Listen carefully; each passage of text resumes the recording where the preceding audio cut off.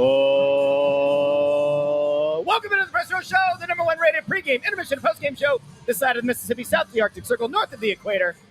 And it is the third home game this week, where we have been welcomed into your homes, into your cars, into your classrooms, hopefully not into your bathrooms. If you're sitting on the toilet right now watching the show, thanks.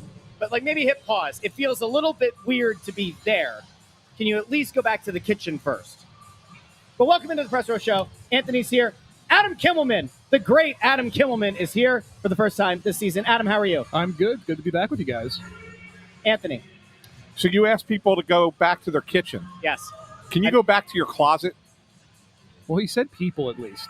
I mean, no. But have you seen what he's wearing, Adam? He has a beef with me right He's now. wearing a hoodie and a blazer. Yeah. Right? I mean, you're shaking your head, and I think that's what I would do, too. What, wear a hoodie and a blazer? No, shake my head at the notion that he's wearing right. a hoodie and a blazer. Well, we're in video, so you can do that now. People will know you're shaking your head in dismay at him.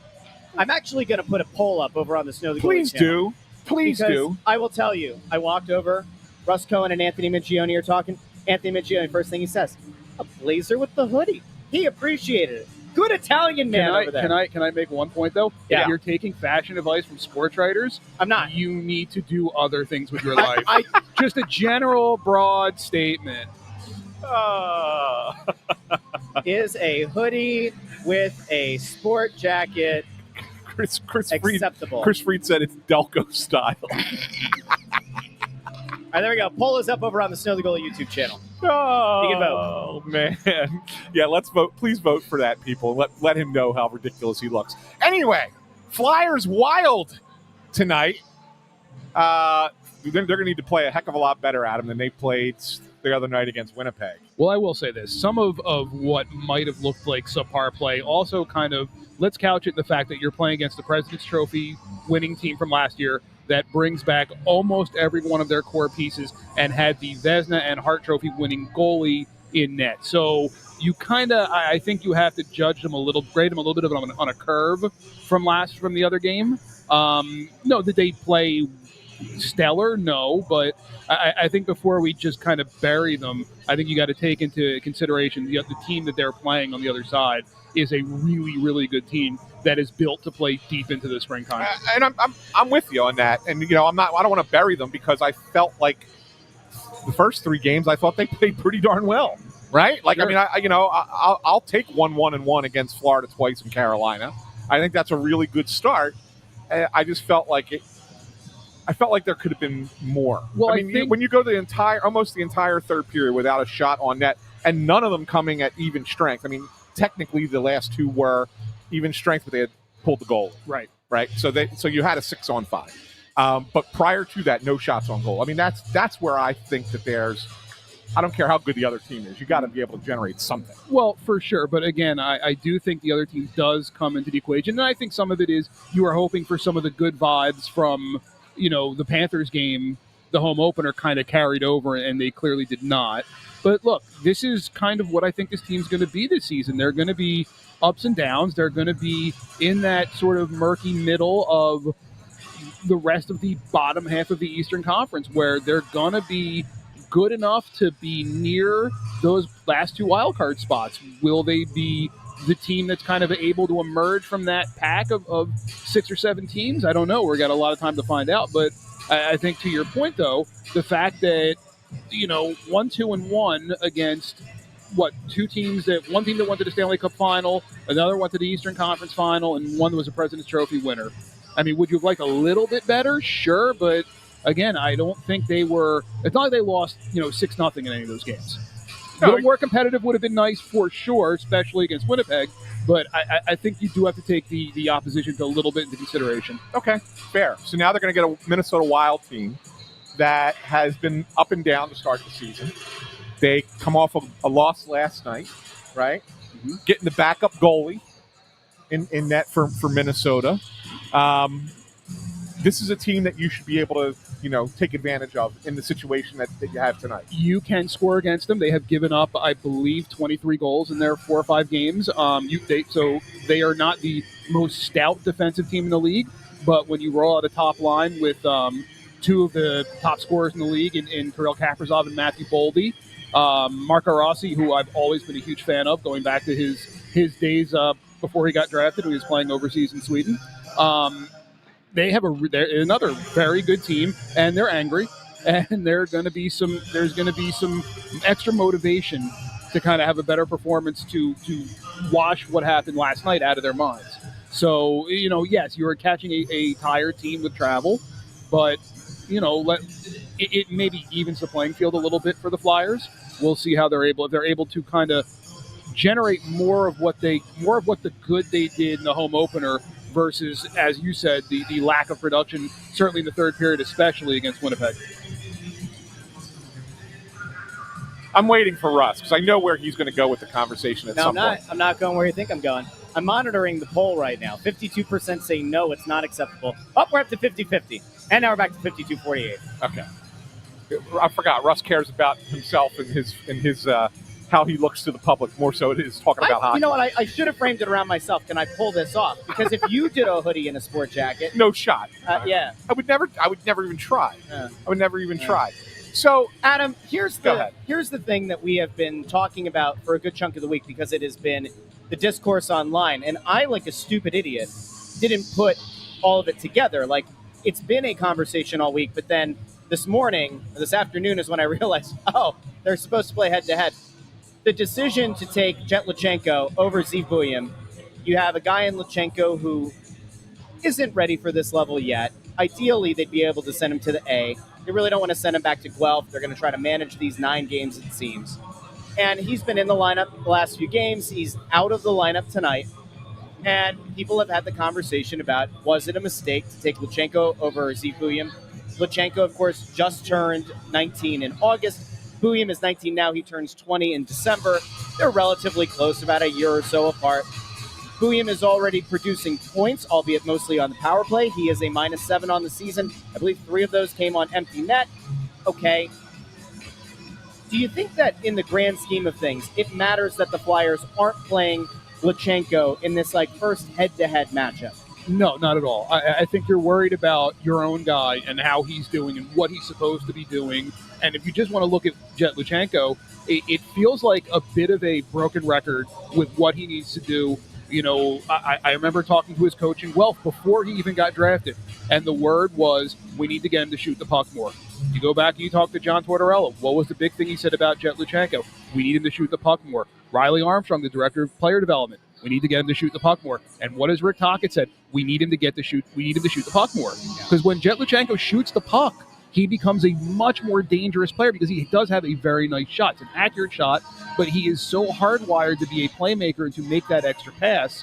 He needs to almost, I think deprogram might be a little bit too harsh of a word, but he needs to change his mindset where the comparison I made is it's a different sport, but he's Ben Simmons at this point, right?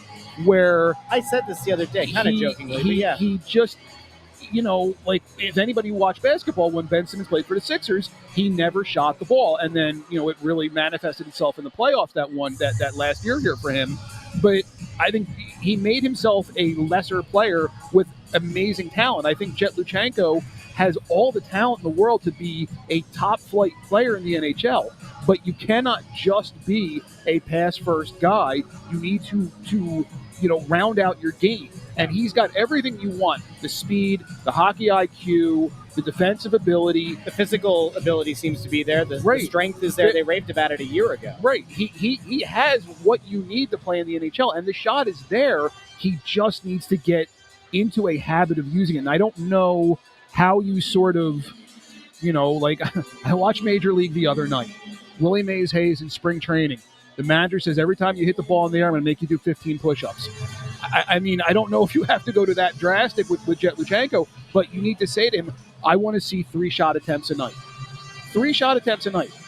I think what you then do is you diversify him as an offensive player, and you turn him into being a good player into being a threat. And when he becomes a threat, then you will see all the talent that made the Flyers say he's our guy in the first round of the draft a couple of years ago.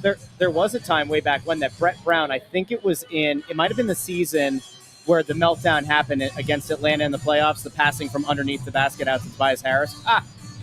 that was the season, I think, where Brett Brown actually did say he was going to install a plan where it was like minimum shot attempts per game, minimum 3-point attempts per week.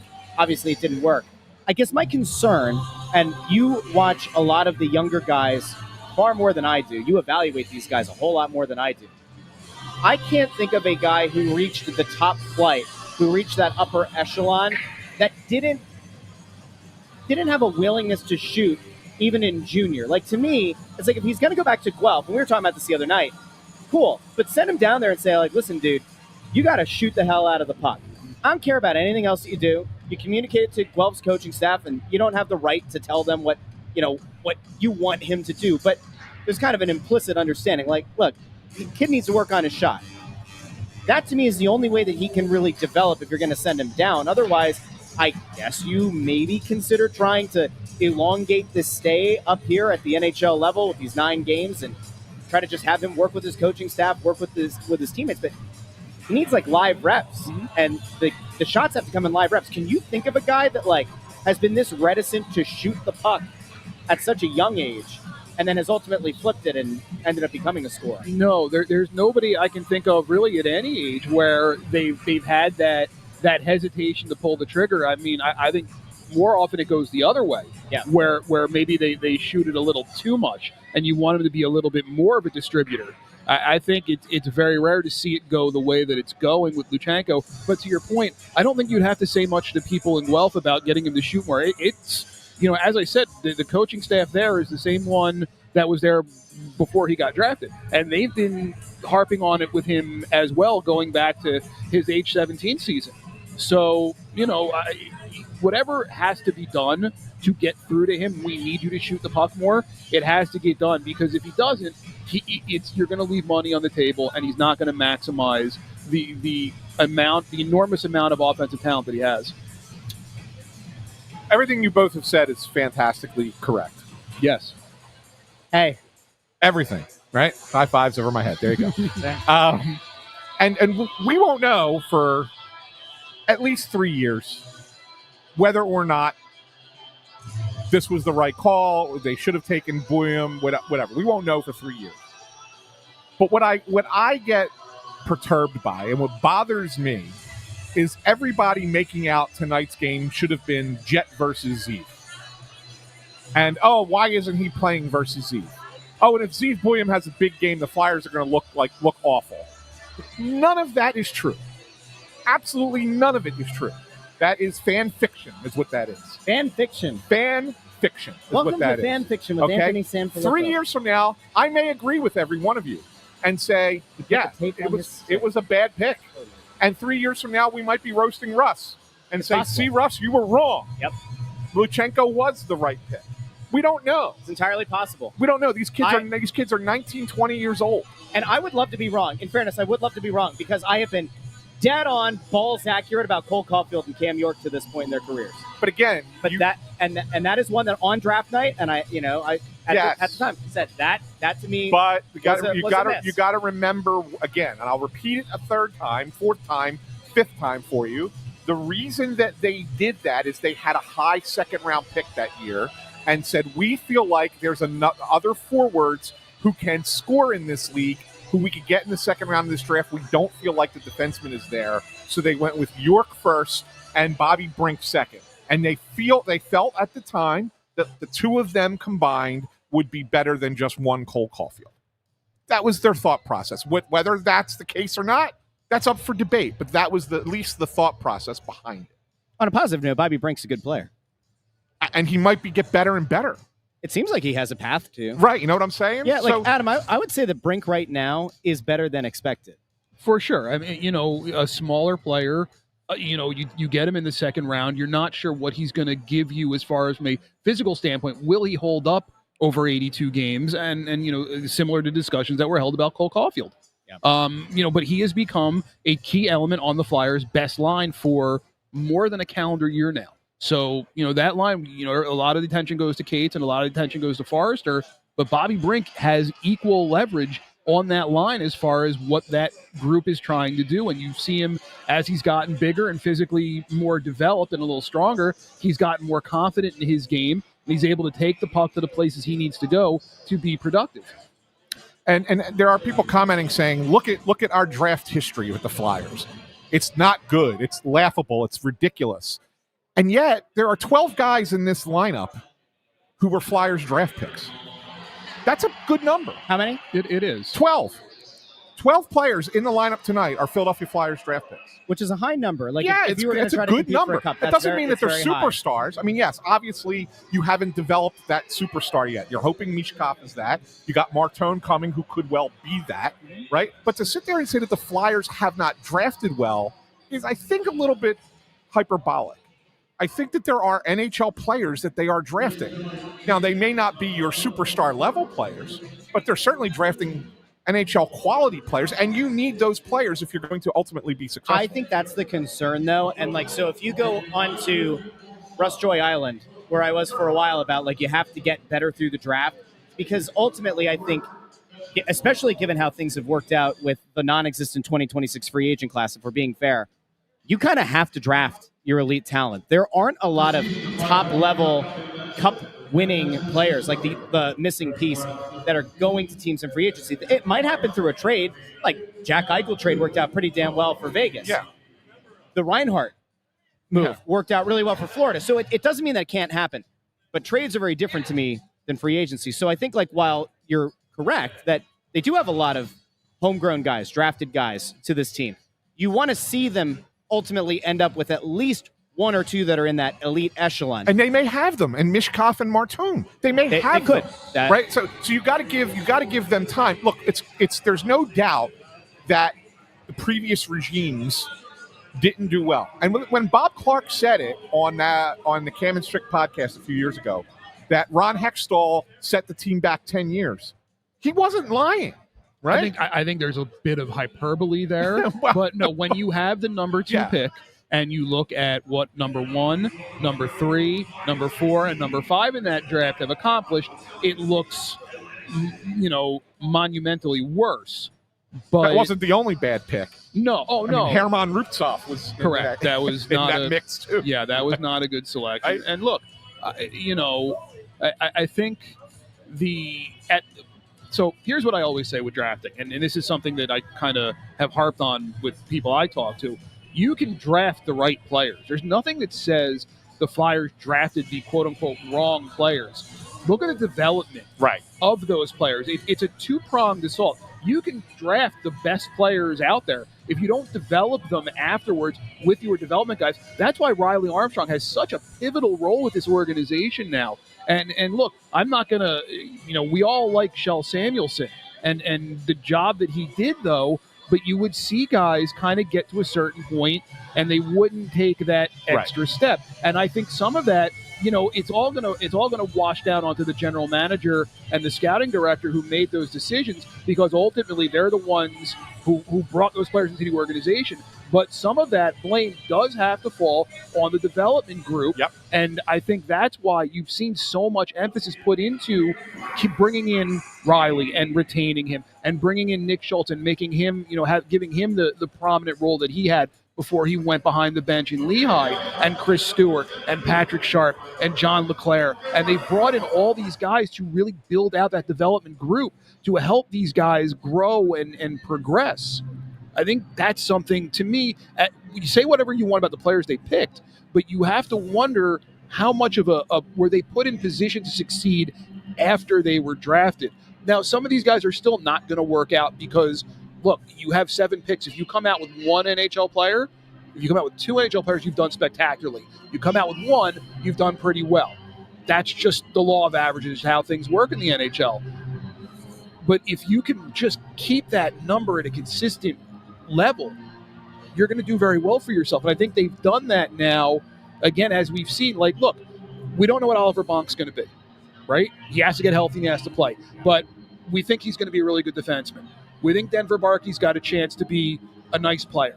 I think Jack Berglund, they took a couple years ago in the second round, I think he has a chance to be a very nice player.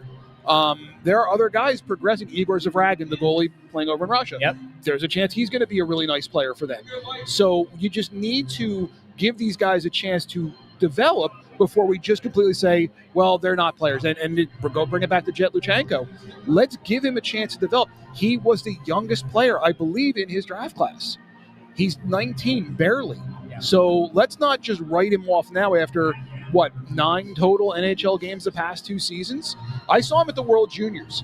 On a Canada team that was not very good, he was one of their best players. So when you log about guys in their age group and being able to stand out, he stood out on a team that is very difficult to stand out on. So once he gets it into the right mindset to shoot the puck, he'll be able to maximize those talents, and you will see why. And look, if the Flyers hadn't taken him in that spot, he was not going to be on the board a whole lot longer. It's not like they reached and took a guy who everybody had graded in the 5th round. He was a top 20 selection. I remember in my mock draft, I believe I had him at number 20. So it wasn't like they reached to grab a guy who nobody knew who he was. This is a very talented player. He just needs to kind of get in the right mindset, be developed, and he'll get to where he has to get to. One other thing I want to bring up here, Adam, and I want you to I want to walk through it with you. Who's Steve Buium's agent? I know where you're going with this, but go ahead. I've already heard something counter to this, but go ahead. Go ahead. Who's his agent? I don't know the fellow's name, but I know it's the same agent Cutter Gauthier Okay, has. so it's Cutter Gautier's agent, right?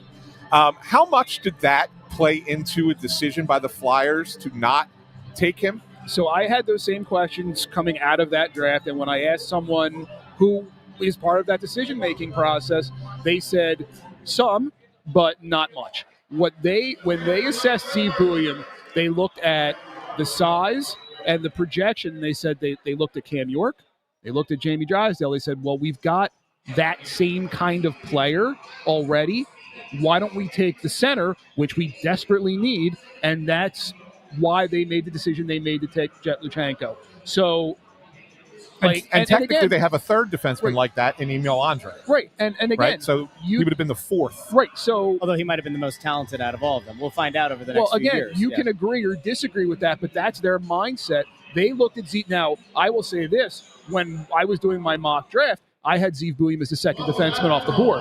I had him going at number 6. The fact that he was still there at number 12 was really surprising because I thought after Levchinov, I thought he was the second best defenseman available in that draft.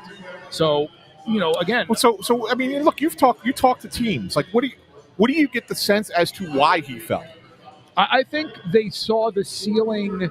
They saw the ceiling wasn't as high as some of these other guys. They saw an NHL-ready plug-and-play guy who probably could have played in the NHL full-time last season. He was that mature, physically, hockey IQ, had the game where he could have been a contributing player, probably similar to what he's doing now, a third-pair guy, where he could have done it last season. But when they looked at the Yakimchuks and the Dickinsons and the rest of the defensemen in that group, they saw higher ceilings if they got to where their talent says they should get to. So I think that was a common theme where the floor on Buium was higher, but the ceiling wasn't as high as some of the other guys. So again, right, wrong, or indifferent, that's sort of the common groupthink when it came to Steve Buium. Now, again, I don't know if I necessarily agree with that, but that's, these guys do this for a living, so they know more than I certainly do. But when I watched Steve, I saw a guy who had the look of being a number one defenseman, power play quarterback, a guy who could play in the league for a really long time. And we'll see if he gets there. But that doesn't mean that because he's gonna be maybe that Jet Luchenko won't be ever after 9 games. You cannot, or 10 games, however many it is. You cannot make that determination yet. I think there's a lot more that we're going to see from Jet Luchenko. Really quick on the agent point. I did a little bit of digging around this, believe it or not, about... It's Kurt Overhart, by the way, in case anybody was wondering. It was about 6 or 7 months ago. I did a little bit of digging around. Talked to somebody who isn't in, the inner circle of Steve Buium, but it's somebody who, knows the kid, knows the character, and said regardless of agent, if he had been drafted by the Flyers or any other team, he would have upheld his end of the bargain. He would have ultimately reported. It would not have been Cutter 2.0. That's one person. That's one person's opinion.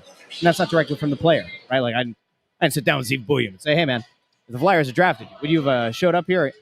But it's interesting. It feels like that's going to be one of those, and again, over the next however many years, I think the questions around the agent, the questions around whether or not that swayed the decision or not, is going to kind of be akin to, did the Flyers guarantee Cutter Gauthier a spot on the roster when the GM switched? Is that what ultimately did it? I think it's going to be like one of those similar things where you go, well, that might not have anything to do with the reason that the guy isn't here. But it'll be one of those things that's going to stick in a fan's mind, at least until they hopefully see the player that they ended up with being at or above the level of the player that isn't here. So to me, the rule I always say is ask me in 5 years if they made the right choice. So we're not anywhere near that point yet with any of these guys, including Cutter Gauthier. We're not there yet. So ask me in 5 years if they made the right choice, if they made the right pick, and I'll be able to give you a better answer. Anybody who says they know now is lying to you or just completely jumping the rails. A prisoner of the moment? Yes. Yeah, it's a nice way of saying it. It would take one to know one. Well, a prisoner of the moment. I'm just being honest. You know? That sounds like the name of your high school band. Prisoner of the moment. All right, so if we're getting close to wrapping this up, Adam. That was a great conversation. That's why we love having you on for your insight especially into the young players and the draft towards the end of the year. But let's get back to this game tonight. How do you see it? Like, what do you think if you had to make a pick on the game tonight? What do you think? Well, I think the Flyers need to come out harder than they have certainly the last two games in the first period. You can't just slide into games. You can't ease into games, and they can't be a one-line team. You can't just rely on the Cates line to kind of drag you into the fight. You need more from the Therien line. You certainly need more from Konechny and Michkov. And we watched it at the morning skate, and for a couple of shifts, he split up the Cates line. He had Brink up with Couturier and Konechny, and he had Michkov down with Cates and Forrester, or up, down, say whatever you want with who's the number one line. But, Talk made a joke. He says, it's just a smokescreen. I hope Minnesota watched, but we're not doing that. But I think at a certain point, maybe you do have to consider if that line's going to drive and the other guys aren't, maybe you do have to split them up. But they need to get somebody other than the Cates line going. Yeah, and I agree with you on that. And you know what? The thing about splitting them up, if in fact he does do it, that line works. Right. You know that if you try something different and it doesn't work, you can always go back to that. And it's something you can fall back on. Sure. So maybe you're just trying to mix it up just to get the team going, and then you could go back to it again. Let's just say if they get down tonight, it would not surprise me if that's sort of the direction he goes. Maybe he did overplay his hand a little bit this morning, and it wasn't the quote-unquote smoke screen that Talk liked to make a joke about. And look, Michkov with Forrester and Cates, it's not a bad idea, because I think what the advantage you have with Cates and Couturier is the same one you had with Couturier versus playing him with Zegras, is you need a center who can think the game sort of along with Michkov, who's not going to get out ahead of him, because Michkov's game is not built on speed. Even when he's 100%, whatever with the ankle injury is, he's maybe has him a half a step off. You need a guy who can kind of keep pace with him at his pace, and I think both those guys do that. Sounds good. This is why Adam Kimmelman is our best guest that we have on this program. Today. Wow, that was a definitive. Today. Yes, today. Read him at NHL.com. Adam Kimmelman, one of the best. Thank you, my friend. Anytime, guys. Stick taps for Kimmelman. Of course, on top of the table, Anthony. We stick tap on top of the table. All right. Yeah. Thanks, pal. Kimmelman, Thanks, guys. What a guy. Great insight, as always. This is why you should tune into the Press Row Show. Where else are you getting that kind of an insight on a pregame show? Yeah. Where else? Nowhere else. You can leave just leave it. Just leave it. Yeah, Bundy will be here momentarily. Will he? Yeah, will he, it's 7 o'clock. He'll be here in a minute. We got to get the predictions. I'm going to get predictions in, right? So, All right, intern. Want to throw it to the intern for his prediction? Yeah, let's get the intern on board. Here we go, intern Andrew. I like the Flyers 3-2 tonight. Wow. Yes. Wow. That's a good one. Ant, go ahead. I'm with Andrew tonight. I think that the Flyers are going to win this game. I think I've liked the way Vladar has played in his 2 starts so far. I know you're excited for Darth Vladar in net. Shout that's knowthegoalie.com coming soon. Yeah, and I think that I think Minnesota, they saved their backup goalie for this game, and I think that the Flyers are going to take advantage of that because Minnesota's not a very good defensive team. I'm going to go Flyers 4-2 in this one. Wow.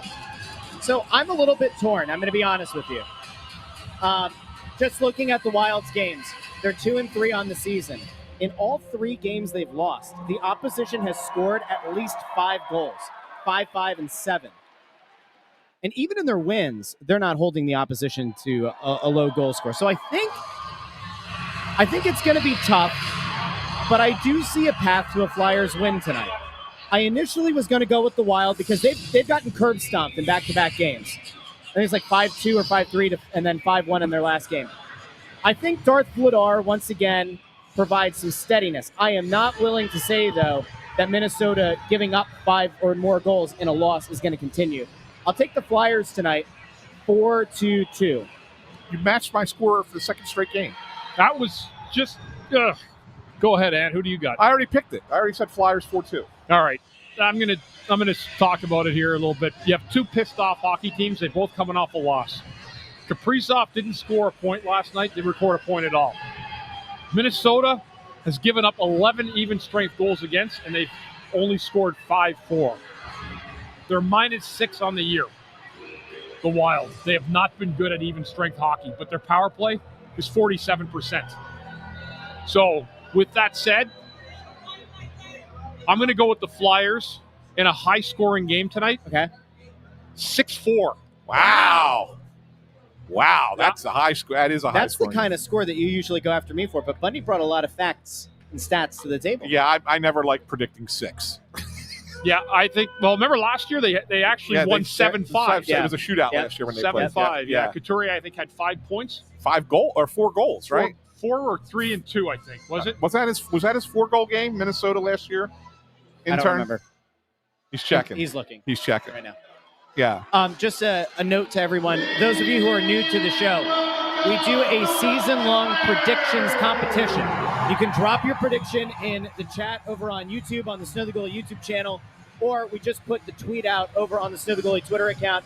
If you reply to that thread for tonight's game with your prediction, superfan Allison, who does a tremendous job with a massive spreadsheet all year, she tracks everybody's picks. And we track our own picks. And as we said at the end of the game the other night, it is a very close race right now. Anthony and intern Andrew are both undefeated on the season so far. Ant has a 1-point advantage because you get 2 points if you get the score in addition to the result. So, Bundy. Couturier was 3 goals and 2 assists in that game. Okay. Bundy, tonight, you mentioned Kaprizov. Yeah. What do the Flyers have to do to try to limit him? This to me tonight would be a matchup game for my defensemen. I'd play Sanheim and York against them, and I would be probably looking for Couturier's line or maybe Noah Cates, but I would have those 2 defensemen out against him. Listen, he's the guy. He's really, really good around the net. He's really good on the rush. You've got to cut out his speed and try to clamp down on him before he gets in the ability to make a play. But tonight, this is a classic defenseman against one-line matchup for me tonight. Bundy, I want you to watch. We had a long conversation with Adam Kimmelman about Zeev Buium. Obviously, that was the defenseman Minnesota drafted right after the Flyers took Jet Lachenko. A lot of people wanted the Flyers to take Buium. As a former NHL defenseman, I want you to watch the game tonight and take extra notice of the way Buium plays, so we can give some analysis between periods. He's -7 on the year. Yeah, 3 of them were empty netters. 3 of them empty netters. Yeah. Still, -4 is not great. Right. Right. But from what I've heard from the Minnesota people, he's got a long way to go in his own zone, working 5-on-5. Yeah. So that's what I would like, just your expert analysis on that as the game goes on. Okay. Yeah. Well, cool. Bundy has homework. Your homework is keep the stream up on your phone, on a tablet, on a computer, whatever. Watch the game, and you'll have the StatCast here. And then come back and join us for first and second intermission as well as postgame. Like the video, share the video, subscribe. We will talk to all of you first intermission here on the Press Row Show.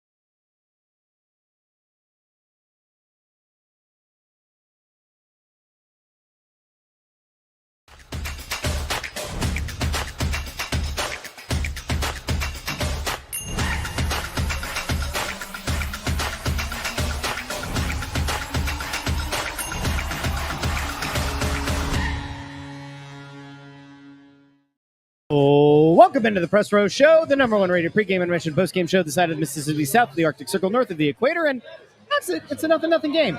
After one, we'll say Flyers have outshot the Wild by a 2-1 margin, right? 6 shots to 3. I would say up until that power play to end the period, the shots were, I think, oddly similar to what they were the other night. 4-3 with Winnipeg, power right? play, yeah. The difference, of course, felt like Bundy on what night was that? Thursday night, right? Against Winnipeg. Yep. That felt like a slog of a first period to get through. You just couldn't get anything going. This game, despite the fact that there weren't many shots on goal, feels like a totally different game. It does. It feels like there's it's been pretty well executed by both sides. Minnesota hasn't given up a lot either. About even on the shots if you take out the power play, but I think the Flyers can shoot the puck more, to be honest with you. I think they've missed some opportunities. I like Zegras at the end on the power play, ringing off those 2 shots.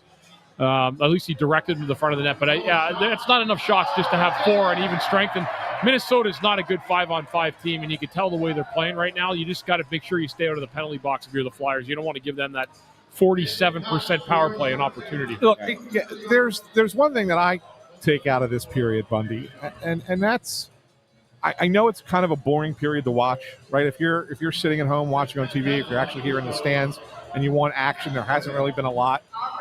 But the one thing I could give the Flyers some credit for is they really seem to be responsible. Yes. Like they're playing within themselves, within their structure, right? Yep. I mean, so like that, at least that's something that you can use as a foundation going forward. They've done a really good job with the middle of the ice. Yeah.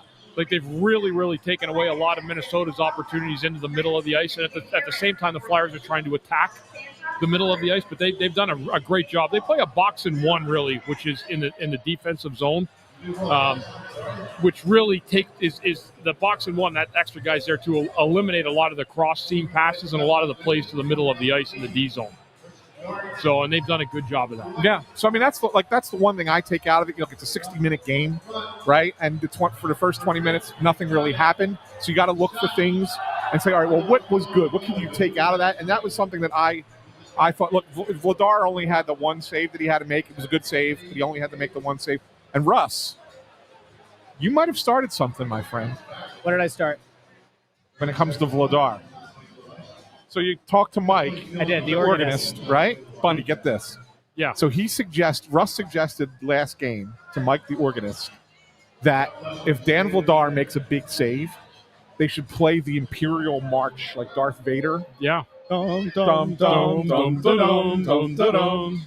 He made the save. And it was a good save, too. It was a good save, and Mike played it. Did he really? He did it was a very low-key version. He goes, yeah, it was slow. Dun, dun, dun. Oh, nice. It was nice. slow, right? Yeah. I said what needs to happen is, in a game that Ersson plays poorly and they have to pull him for Vladar, when Vladar comes in a game, then Ant said, well, what about starts that Vladar makes and he's leading the team onto the ice? It's the Imperial March. Listen, shop.snowthegoalie.com. We have, the design is done. We're modifying it a little bit, but it is an awesome, awesome shirt. Yeah. And I hope that it turns out better than the Iron Giant, because that was a great shirt. But Ivan Fedotov, it didn't work out the way we wanted. But Vladar, let's just have a moment here. Again, Minnesota only gets 3 shots on net the entire period. But Vladar is steady. You know, Bundy, I guess one of the things that was a point of emphasis early in the season is that the Flyers aren't going to try to block as many shots. They're going to allow more shots from the outside. The idea is that for a goalie, it's actually not a bad thing to constantly kind of be on your toes, feel like you're actually in the game. You're not going these long spurts without seeing a puck come through. Despite the fact that there's not a lot of shots coming his way, he's not having mental lapses. Well, he's only had 3 shots, Russ. There's not a whole lot of mental lapses you're going to have with 3 shots in the first period. That's because the Flyers did a good job really hemming Minnesota to the outside. Minnesota's, I think, out of the 3 shots they had, one of them was a quality shot. The other 2 were through screens. Yeah, they might be thrown off a little bit. I didn't notice. Did Eriksson Ek come back? I know he lost some teeth on that thing with Mishkov. Eriksson Ek? Yeah. I don't know if he did. I'll have to check. I'll see. I don't know if he, they looked like they were picking teeth up off the ice. Oh, he absolutely lost some chiclets there. Yeah. There's no question. Hey, Russ. Yeah. Buddy, you weren't here for this, so I'm going to let Russ look it up. What? But I got to get your opinion first.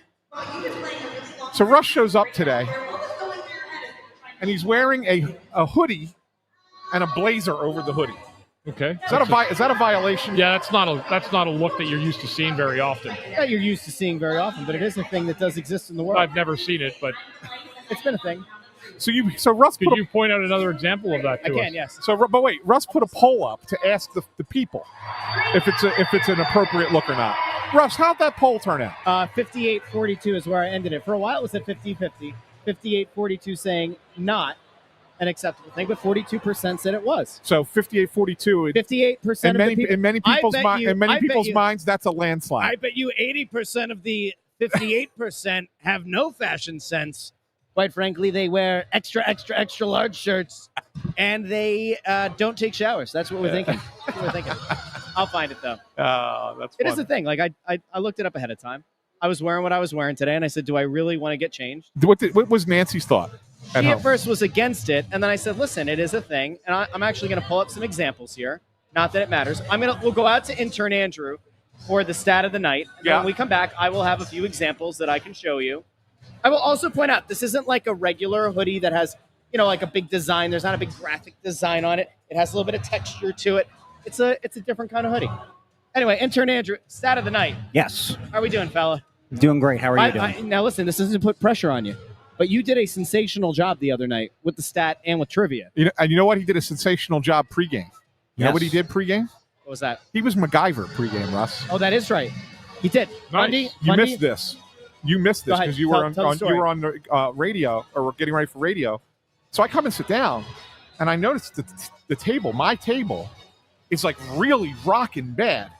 And at first we thought maybe that's something wrong with the base.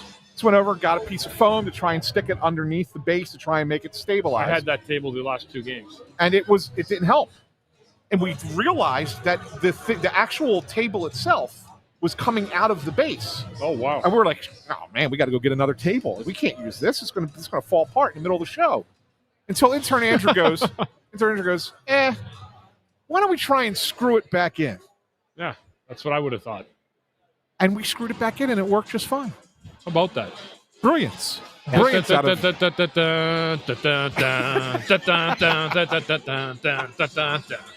MacGyver song?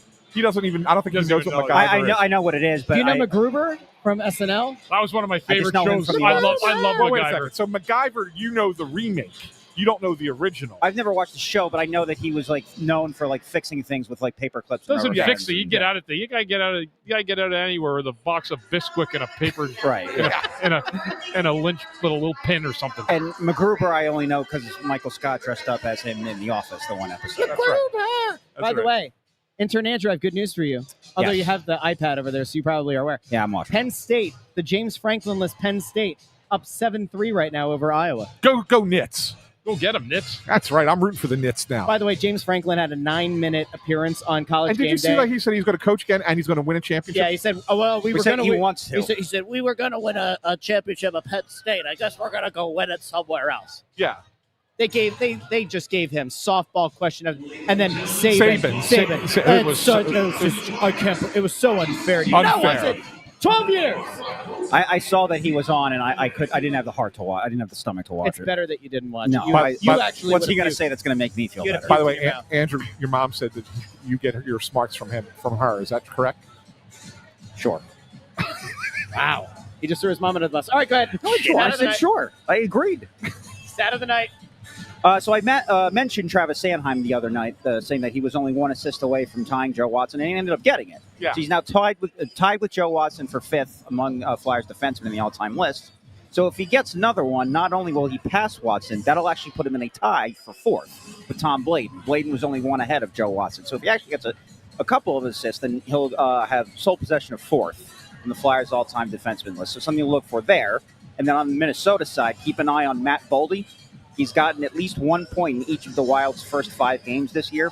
If he gets another point tonight, he will become just the 5th player in Wild history to have recorded at least 1 point in each of the team's first 6 games of the season. Interesting.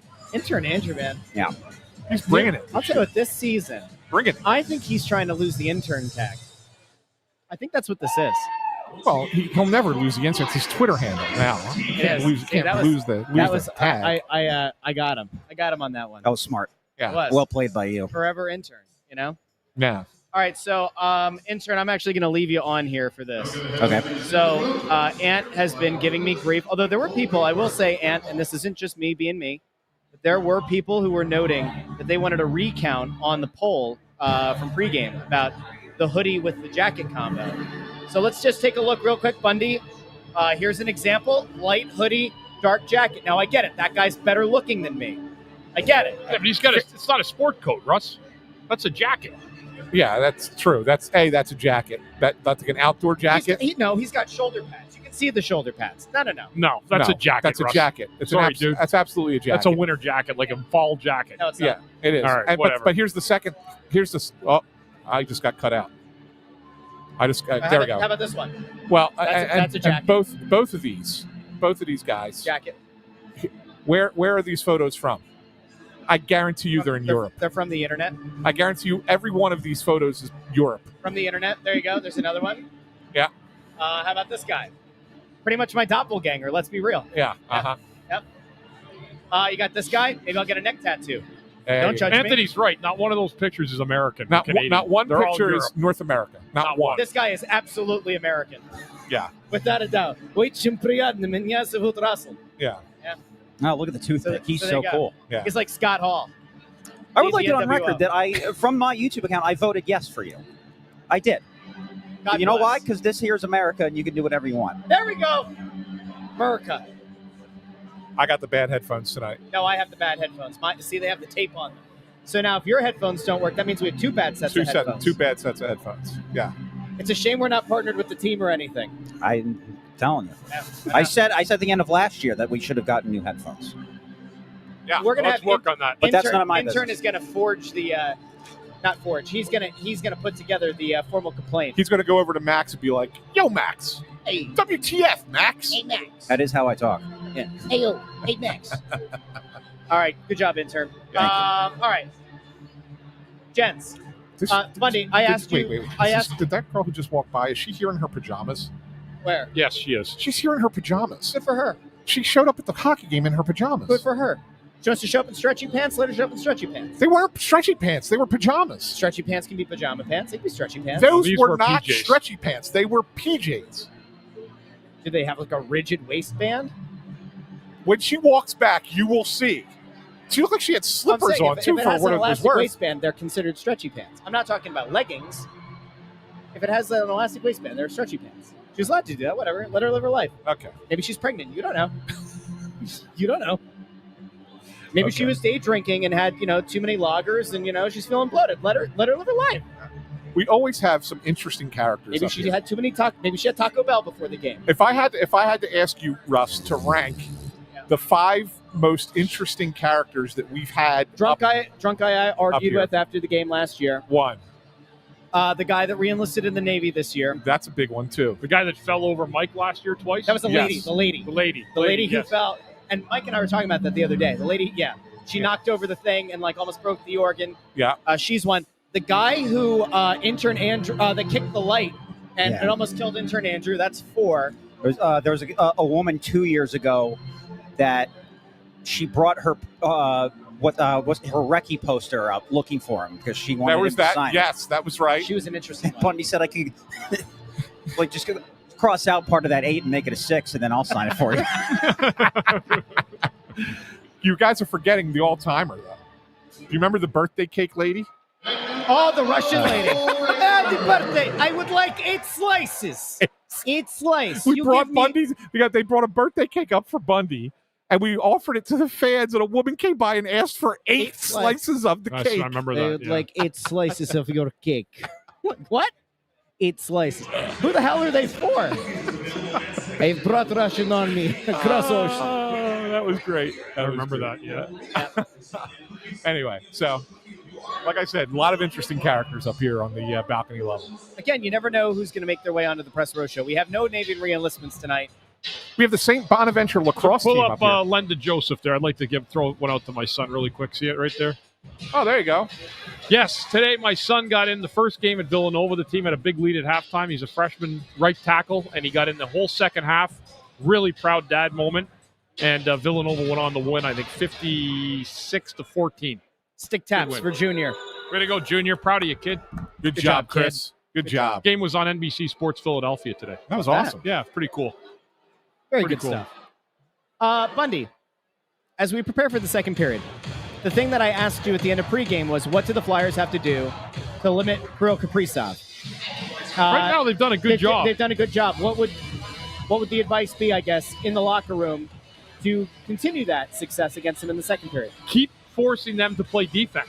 He's not good in his own zone. He doesn't need to be good in his own zone. So the more time you have with the puck, the less time that Minnesota team does. But the paramount part of this one tonight, guys, making sure you stay disciplined. Flyers have to continue staying out of the penalty box. You do not want to wake Minnesota up via the power play.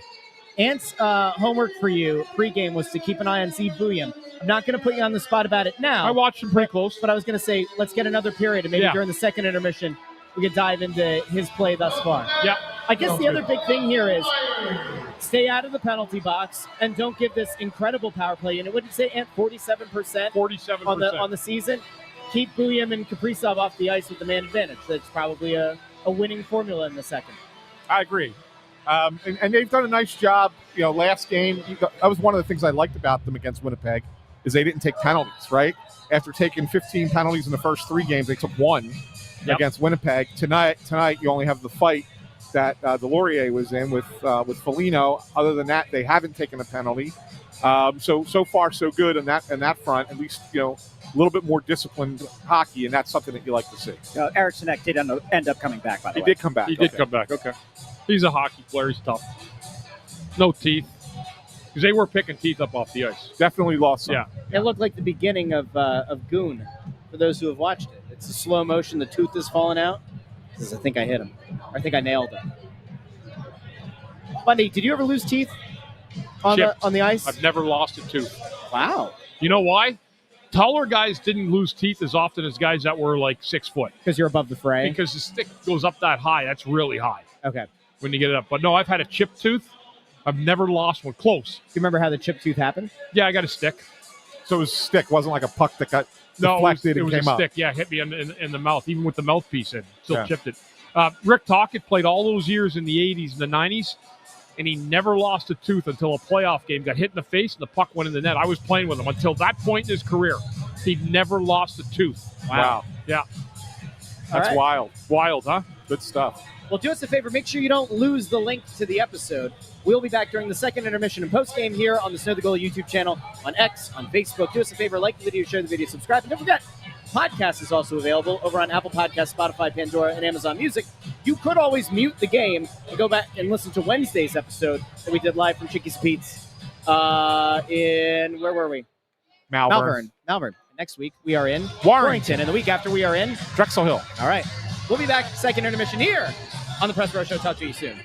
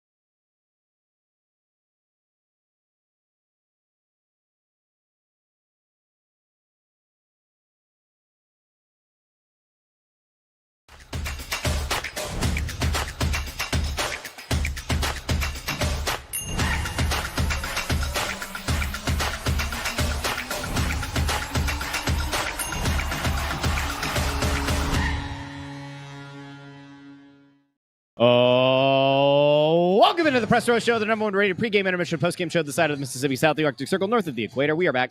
Second intermission. It is a 1-0 game. And guys, it's not the best game of hockey to watch tonight. It's still, I would still take, I guess, watching this over the game against the Jets, but not by a lot. It's too much in the weeds. There's too much tactical stuff going on out there. Like the defending part is great and everything, but yeah, there was a flurry in the middle there where Minnesota had control of the puck down the Flyers' end for a good 7 or 8 minutes of play time. The Flyers just were not able to get it out. Now, in turn, the Flyers took some more shots later in that period, but for about the first, maybe 12, 14 minutes, it was that long. They did not have a shot on goal in that second period. Yeah, they were defending the whole time, Bundy. And look, I give them credit. I thought the penalty kill did a nice job. I thought the defense, like in general, they were holding, right? You got it. And so to that end, they played well. You got to shoot the puck, man. Yeah, they're not shots on shooting goal, the puck. Yep. and they're not doing it. They didn't seem to wake up offensively until there was a shift. When you and I were talking about it, Travis Konechny had a shift where he was just hitting everybody. Yep. It just seemed like he was pissed off at the world and just started hitting everybody. And it kind of woke them up a little bit. And that's when they had 5 shots in the last 4 minutes of the game or the period.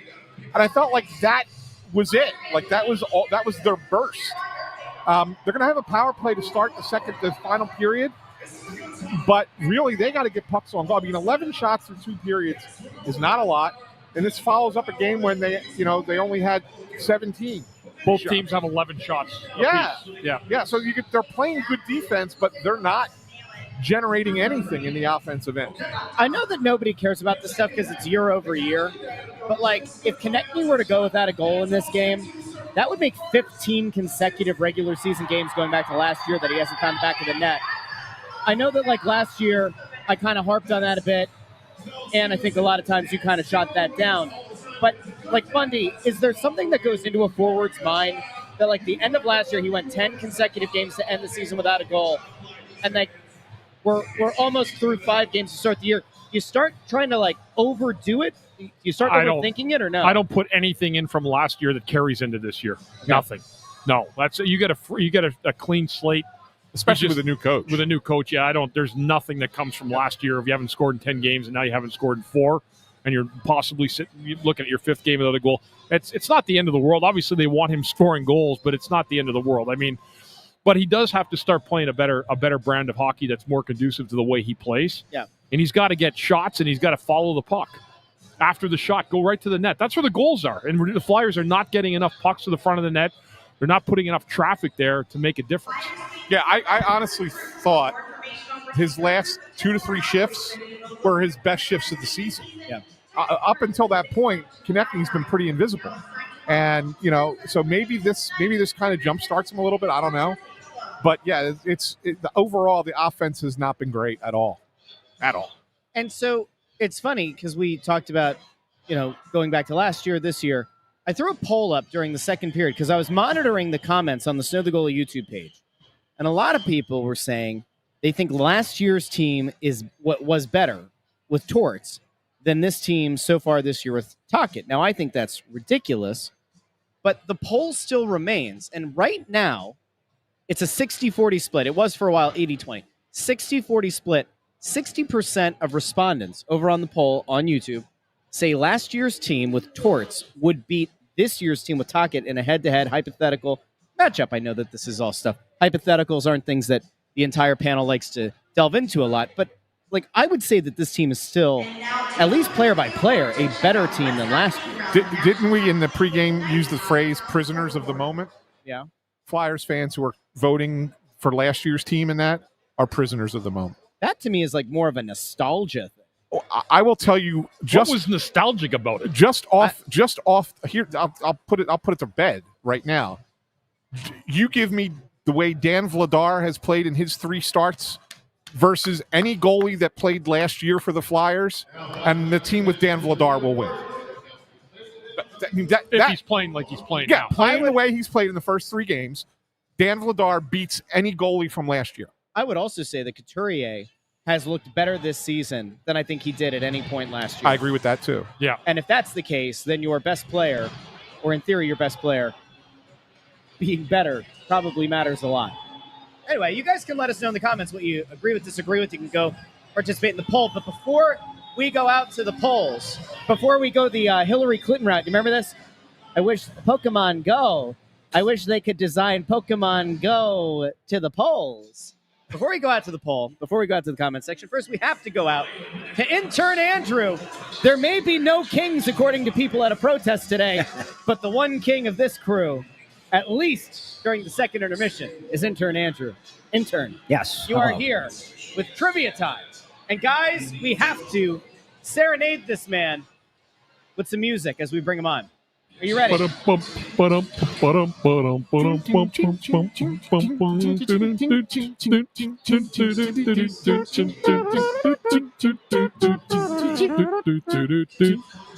Thank you. So I believe in the initial NHL expansion, the Flyers came into the league, as did the Minnesota North Stars. That's correct, right, Anthony? That is correct. Yes. And they were there up until they left for Dallas in 1993. Correct. So there was a stretch of time that the state of hockey, as it were, was without a hockey team. Yes, about 7 years, So 8 the years, Wild something were like that. founded in Yeah. 1997 and debuted in the 2000-2001 season. Yeah, okay. So the first home game in Minnesota Wild history was the Wild taking on the Chris Therien-led Philadelphia Yeah, Flyers. Correct. Yes. Yeah. I think it was a tie game, wasn't it? I'm going to say it was 1-1 or 2-2. It was a tie. That was not the score though. Okay. 3-3 tie. Okay. So I'll just put you through the gauntlet here. Wild coach. Jacques Lemaire. Yeah. Did a Minnesota Wild goaltender in that game? Ooh, that's a tough one there. Nope. Trying to think who they got in Trying to expansion. think who they got. Okay. I'll give you a hint. He kind of sounds like he should be a baseball player. Well, So it's got to be a guy, current baseball player. Hispanic last name? Yeah, Hispanic last name. Manny Fernandez. that is correct. Manny Fernandez, yeah. The first ever draft pick by the Minnesota Wild. Third overall in 2000. Scored a goal in this game. The Russian. Not Russian. Not Russian. Slovakian.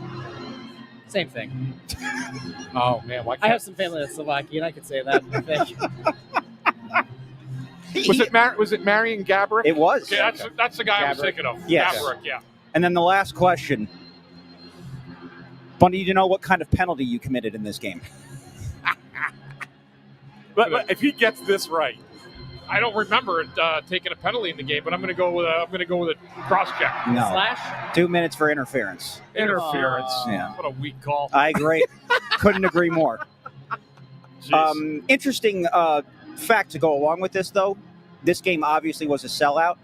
The Wild ended up selling out every single home game up until October of 2010. They went 400 consecutive sellouts to begin that that's a franchise's great history. arena. Yeah. Great place. It's yeah. a tremendous arena. They just changed the name of it this year for the first time. It's not Excel Energy Center Yeah. anymore. It's something to do with as a casino. I can't remember. I was just out in Minnesota 3 weeks ago visiting my daughter and son-in-law, and they love hockey already out there, and they're just talking about how hockey's so prevalent in the state of Minnesota. It really is. Yeah. Grand Casino Arena, it's called now.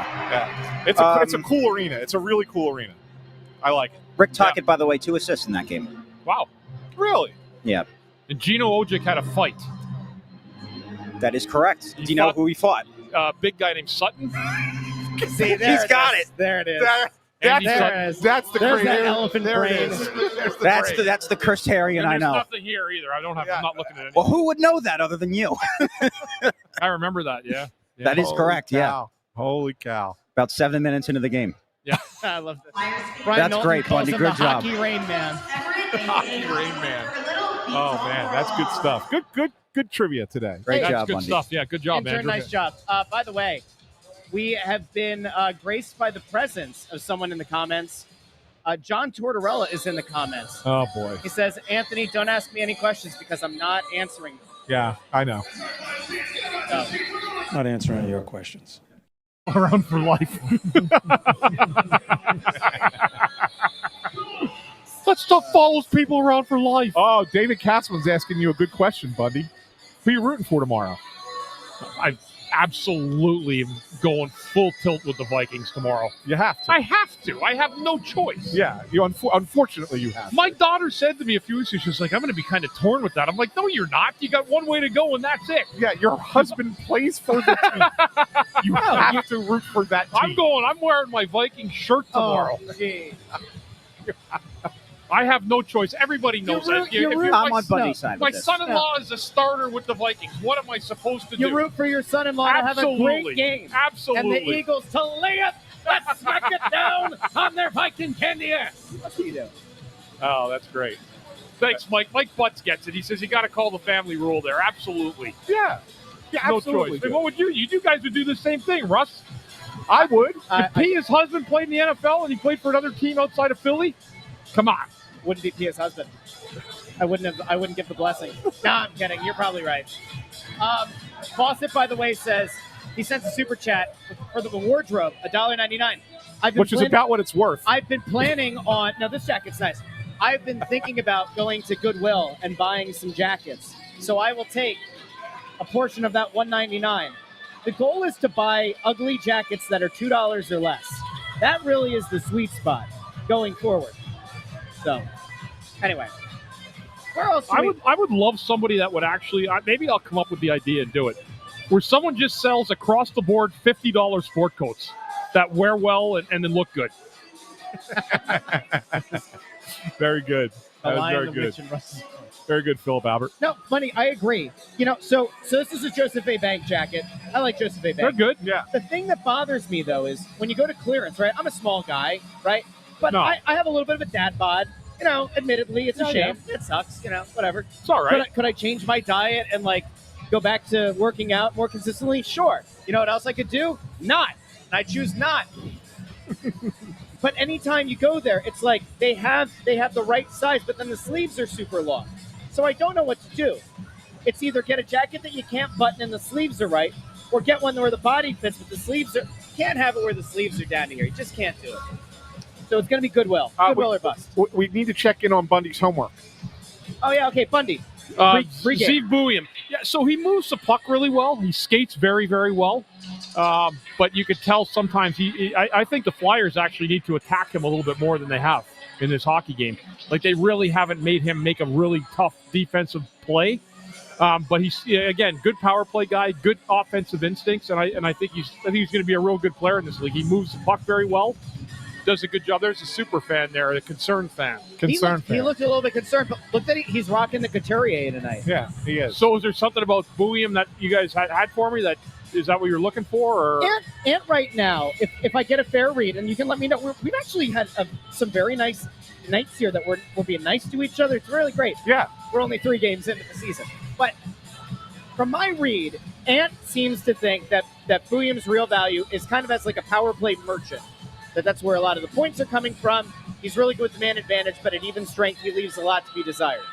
Yes, and I would agree with that. Now, do I think he will get better defensively? I do, because he's a good skater. So I think if he can really focus on being strong defensively, you're going to have yourself a good two-way defenseman down the road if he can get to that. Some guys never do. Well, so when you think about an offensive defenseman, what is the one characteristic that guy has to have that really can't be taught that allows that guy to eventually become a good two-way defenseman? Still maybe leans a little bit more offensive, but ends up becoming like not a ghost, not like what Jamie Drysdale theoretically is, but still leans more heavily in the offensive end. Like what does that guy have to have? Well, I think he's got a lot of the tools already that make a guy be a good player, like a good defenseman. His skating, his vision, his first pass has been very good tonight. Yeah. He's done a good job with his patience and poise on the power play. But he needs more repetitions of defensive work in his own zone. And I don't think that you can get that unless you're out playing every single night and learning and practice more and more, watching a lot of video, just being more adept at being good defensively, taking care of your own zone first before taking care of the other zone. Physicality-wise, what do you see? Not much. Not very physical at all. Yeah. Haven't noticed any kind of physicality. Hasn't gone out of his way for a big hit. Haven't really noticed him like rubbing a guy out hard into the boards. I'll keep a little bit more on him in the third period, but no, that's kind of the game. He's a skating defenseman. And he well could be phenomenal. And he well could be, Who was that guy's name that played for Washington who was all offense and couldn't play defense worth a lick? Mike Green. Mike Green. Thank you. What was the name of the guy that used to play in Montreal that played here for like half a season? Remember, he had like 2 or 3 power play points in his first game as a Flyer 2 years ago. What was that guy's name? 2 years ago? Yeah, defenseman. He played in Montreal. He came here. I think he ended up going back to Montreal. What the heck was his name? I don't know. I'll find it. Somebody will know. Somebody has to know. Yeah, I mean, so that's all. I mean, I think that my point is I think that Flyers fans are overreacting too soon. They may be right. They may ultimately be spot on. Eric Gustafson. That's the guy. Gustafson. Yeah. That was it. Thank you. He's still playing somewhere, isn't he? Yeah, Chicago? Maybe Chicago, yeah. Chicago? Is that where he's at? Not to be confused with the other Eric Gustafson. There were 2. And not to be confused with Bent Gustafson. This is like a Tony Bruno segment now. Not Eric Gustafson. Brian Murray's favorite player. Which guy? Bent Gustafson.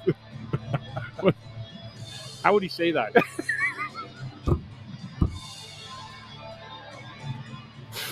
I told you the story about Luke Richardson. We had him on the radio. What about who? Luke Richardson? When I had Luke Richardson, I interviewed him as the Ottawa coach. Yeah. And I asked him, I said, can you do your best impersonation of Brian Murray saying sassy mice race across the ice? Yes.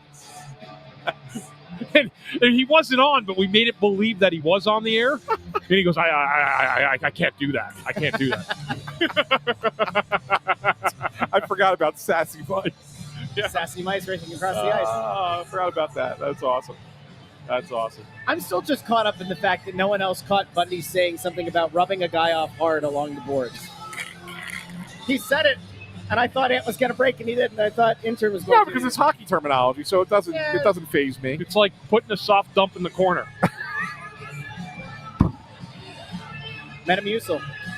Hey, Bundy. I mean, that's a legitimate hockey line. Yes, it is. But now that I'm in Russ's headspace, this is what happens. He just threw a nice soft dump in the corner.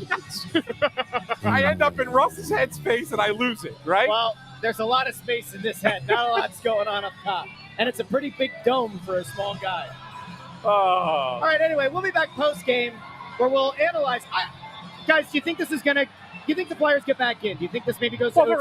They're in it. They got a power play for 1:53 to start. So, usually you say, what's the first 5 minutes? Really, a lot of it kind of comes down to good power play. And even if you don't score on the power play, set it up so you're offensively going good 5-on-5 after it. All right, we'll be back post-game here on the Press Row Show.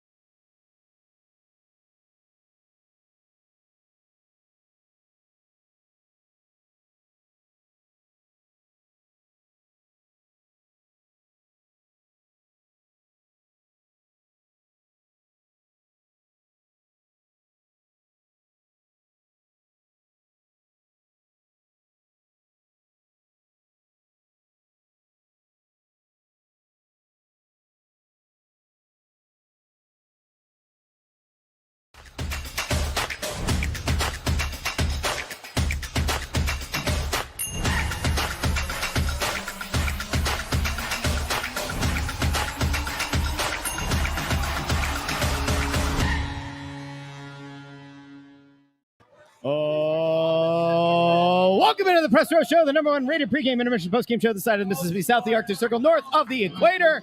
Bundy, they don't ask how, they ask how many. Yeah, they have 2 points for the Flyers, a big 2 points, a game that they trailed for most of until the third period. They tied the game up on a fluke goal by Owen Tippett, who had a great game tonight, by the way. I thought he was the best Flyer on the ice tonight. And then in overtime, Forster got the puck on a 3-on-2. Straight line 3-on-2. There was no gap between the forwards as they entered the zone, and then Cates took the middle of the ice and snapped one by, was it Wellstead? The goaltender for Minnesota tonight. It's not Gustafson, but anyway, Flyers win the game in overtime. Not the most exciting hockey game in the world, but you'll take the 2 points at the end of it, that's for sure. You take the 2. It was a weird game. We talked about this in the first period. Not a lot of shots on net, but we said, hey, it's a little bit more open than the game against Winnipeg. Second period didn't exactly go the Flyers' way. And then in the third, it was, hey, you start with a power play. Let's see if they can score on it. Or you said, maybe build some momentum off it. And I don't know, the power play to start the third wasn't exactly going to inspire a ton of confidence. It wasn't great. But later on in the period, you say it. Owen Tippett was the guy, to go back to the old Laviism. He played with a lot of jam tonight. He did. And he was the best Flyer on the ice tonight, one of the best players on the ice tonight. Yes.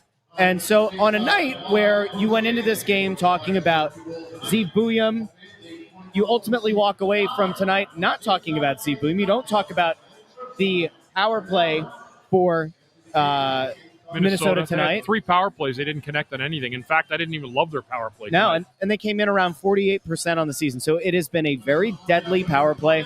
Flyers did a hell of a job. And listen, is this a cup contending team? No. The Flyers. Are they a cup contending team? No.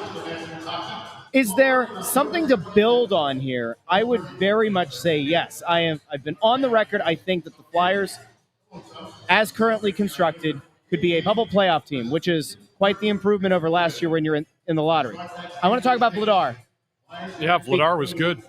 Vladar made some big saves in big moments. Only allows 1 goal tonight. He's had a lot of success so far this season. Obviously, 2 games against the Panthers.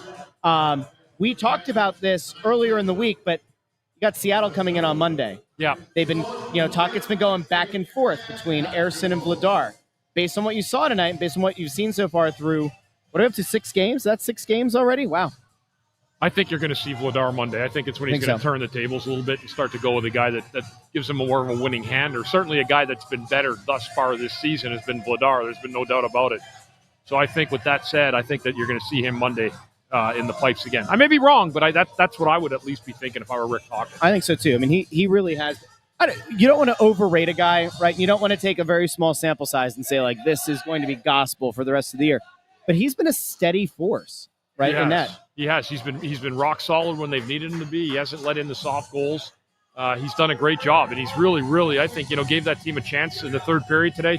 Made a big save in overtime. Yep. I think he got a piece of that. The pass that went across it looked like a mini 2-on-1 by Minnesota, and it was the guy either shot wide or Vladar got a piece of it. But nonetheless, he made some key saves in this game tonight. And then he made like a sort of composed play that ultimately was like down in that end where he was kind of shielding a player away from the puck, getting it back. Like he was out of net for a bit, and it started to get a little bit chaotic, and you could see that going sideways. But Flyers get the puck back to go right down the ice, Right down and scored right after that. and Cates. That Yeah, little so I play. mean, Yep. Cates played a good game tonight too. He was really resilient on the forecheck. Diligent. Him and Bobby Brink, I thought that a very, very, very strong game as well tonight. I guess the question now, Bundy, is when you look at this team through 6 games, they're now 2-2-1. Not bad. I mean, we looked at this schedule going into the season, and we said it is absolutely murderer's row to start the season. And yes, they have played more games at home than they have on the road. Right? Yes. No. How many games did they play on the road? They played 3. 3, and the Flyers have played 2 on the road? Yeah, it's only 5 games. I keep thinking it's 6. It was just the first 2. I said 2-2-1. I can't do math. Yeah, I kept saying that was right. 6. That's only 5. Right. Minnesota's played 6 So they've games. played more games on home ice than they have on the road. But all things considered, given the opponents, given the level of opponents that they've had to start the season against, this has to be viewed widely as a very strong start to the season, does it not? Good comeback win because you don't see a lot of them. Usually a team has a 1-0 lead or a lead after the second period. They usually go on to finish the game most of the time. Yeah. Most of the time. And the Flyers were resilient. They provided with some pretty decent goaltending in the third when needed. There wasn't a lot of shots by Minnesota in the third. Flyers really clamped down, took away the middle of the ice. Minnesota did it a lot of times. They had opportunities, a couple of opportunities, but for the most part, I thought the Flyers really flustered them in what their attack plan was tonight. Yep. That was trying to get through the middle of the ice, and the Flyers did a good job of keeping the perimeter safe. It was a really good job. When you look at the change in coaches from Torts a year ago to Tocchet this year, obviously you're going to have systems that are going to change. There are going to be tactics that are probably going to change between coaches. Does it look like the guys have kind of locked into what Tocchet's expecting of them so far? I think defensively they have. I think there's still a lot more that's got to come offensively. There's not been enough shots yet. We haven't seen that 30-some shot effort, where you really 30, 35 shots on net where your team really peppered them. I think the Flyers have had trouble getting shots through as well, but they're giving the other team a hard time getting shots through. So kind of counters. They're playing a solid defensive game right now. Now, I don't want to end this on a negative note, so we'll come back to some positive after, but we'd be remiss if we didn't note Matvei Michkov, I think, took his last shift of the game around the 12-minute mark in the third period and then did not touch the ice again. Now, last year, we were very critical, or at least I was very critical of Torts for benching Michkov in games. Tocchet has done this a few times now. What do you think is going into the decision in multiple games now that Michkov has not played through the end of the game? I think a little bit has to come down to his conditioning. I was looking after he got sad. I was trying to see if there was something that Tocchet had seen. If he turned the puck over, if he made a fatal mistake that you can't make in the home stretch of the game. Yep. I didn't notice anything. If anybody saw something in the game, you can let us know on the comments. I didn't notice any kind of turnover or lapse in effort from his part. It may just be like Tocchet saying, like, other guys are skating. You had to put them out there. Like, you couldn't take Owen Tippett off the ice as the last few minutes came down. He was going every other shift. And then the take care, Mike. And then I lost my train of thought with Mike right there. You're just saying that Michkov didn't commit. You couldn't tell Michkov committed and a cardinal sin or something. The Cates line was really, really good down the stretch too. So you're going to play those guys that are going to give you a chance to win, and they ultimately did win the game for you. They did. Tippett tied the game, and the Cates line won it. Yep. Let's see. So then you have this kind of thought over here from JR97. You can't score, but bench one of the players that gives you a chance to score. I like Michkov a lot. Very high in Michkov. Still think that Michkov is ultimately going to be probably your most talented player going forward. But he doesn't look like the guy that was on the ice and dominating in large stretches last year as a rookie. Yeah. We haven't really seen that guy. And until he gets back into, the kind of game that we were accustomed to seeing at times last year, Rick Tocchet's going to make that a difficult journey for him. He needs to play the guys that are playing. Yeah. And he does that. Tocchet will play the guys that are giving it for him that night. And he can't worry about the intangibles. If one guy's not on his game, and you have time off days to work on that, but you can't do it during the game. You have to put your best players on the ice. I guess the thing that people are going to worry about is it's a new coach, and Michkov in the aftermath of Torts getting fired said that he had good communication with Torts, despite what people might have thought. Michkov was asked the other day about the communication with Tocchet, and he said the communication is really good. So I don't want people to the worst thing that could happen is people then start to create a narrative, right? And I guess this is maybe the benefit of the Flyers not being a particularly great team in recent years. If this were the Eagles, right, we would be having a conversation about, is Jalen Hurts not talking to Nick Sirianni a big deal? 610-632. But we're not doing that. And I guess in part, people don't have as watchful of an eye on the Flyers right now. The worst thing that could happen is people start to create some kind of narrative around, Michkov's not playing well, and now he's getting benched, and is he going to want out? That's crazy. No. It's crazy. But there's another level to his game that we haven't seen yet this year, and everybody knows it. And until he gets to that point, that's what they're going to demand of him. He's an important cog here. He really is. He's a big piece of this puzzle, and a big piece of the puzzle moving forward. So whether he had an injury that was lingering and he couldn't train, whether he's just flat out of shape, which it wouldn't be the first guy in the history of the league to show up in poor shape for training camp and take time into the season to get in shape. I don't know the case. There's been a lot of mixed messaging with that. Yeah. Is it the injury? And then, no, he wasn't skating enough. So, there's been a little bit of weird mixed messaging coming from the top. But at the same time, he does need to be better because he's become that important to this team. I also wonder if there's just something to be said for them still needing to figure out the right line combination for him to be on. I'm a little bit surprised that this goes back to the preseason, but like there was a lot of time that he was playing with Zegras, and there was a good stretch there where it was Zegras, Gurbenkin, and Mishkov together, and it looked like a good line. We haven't seen much of it so far in the regular season. Obviously, Gurbenkin wasn't in the lineup tonight. I guess to those guys, Gurbenkin and Luchenko were left out of the lineup tonight. Obviously, they're trying to space out the Luchenko games, it seems, to keep him here as long as they can before probably sending him back to Guelph. Do you think Luchenko is back in the lineup on Monday? Do you think it's just going to be something where he's going to be held out? This combination of players worked. I don't know. Okay. I don't know what they want to do with him because he's so limited to the amount of games he plays. Unless they keep him and they play him, they just keep playing him. That's kind of a mystery still in terms of what you know what? I'm not sure they know yet what they want to do with him. But I'll tell you what, he's got to show more than he's shown in the games he's played so far. I hope that I'm not talking about scoring goals either or dangling guys. I'm talking about playing a responsible, solid hockey game. Correct. I hope that Gurbenkin gets back in the lineup.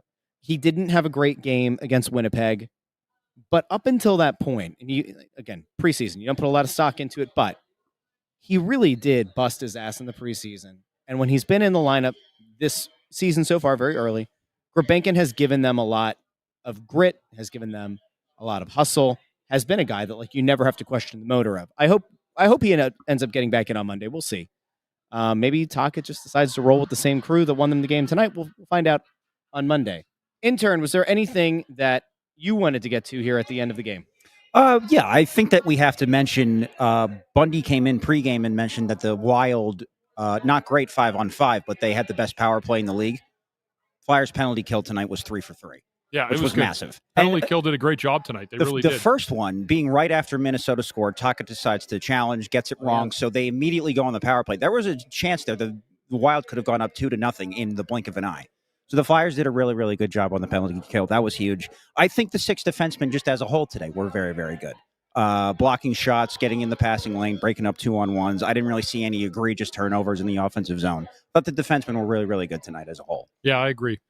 Bundy, there's a comment that you wanted to get to here? Well, yeah, just ask me if I've seen any other young player or any young players go through a slump like this. Like a slump like who? Like, are you talking about Mishkov? Probably about Mishkov. Or Konechny? See a fridge. I think he's talking about Mishkov. You know what? A slump is going to take a lot more games than just 5. He's got a goal through 5 games. So if you were in a slump, it's when you haven't scored in 12 or 14 games where you start getting concerned. So I wouldn't call it a slump. I would call it a little bit of a bad start. A bad start, I think, is a good way to call it, because there's times he's made some good plays in the games, but there's times he's been very high risk, and high risk is not going to work with a Rick Tocchet hockey team. I will just say, on a very limited scale, I'm a little bit concerned. Just a little bit, not a lot. Not burning the boats. I'm a little bit concerned with Konechny's start to the season. He has a few assists, hasn't scored a goal, and I know we talked about this during one of the intermissions. You don't kind of look back to last year, but he went the last 10 games last year without scoring a goal. He's now scoreless in 5 to start this season. He needs to put the puck in the net. A team that does not have a goal-scoring Travis Konechny does not have nearly the ceiling as one that does, with him scoring around 30 or whatever on the year. Yeah. This can't go into a 10-game stretch to start the season without a goal. They've got to figure out a way to unlock that. They have to put that into the mind of the opposition. Right now, it just kind of feels like, Couturier is a better scoring threat so far. So far, he has been, and he has been. As maybe not ideal.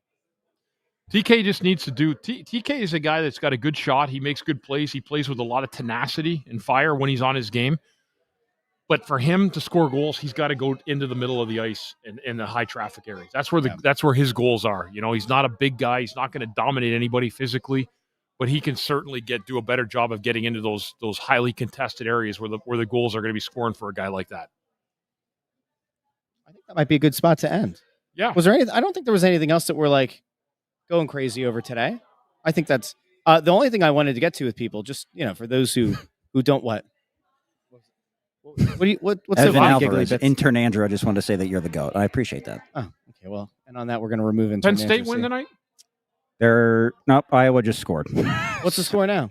They're up 25-24 with about 4 minutes left. Who was they? Iowa. Iowa's going to try a 2-point conversion Penn here. State was up this whole time.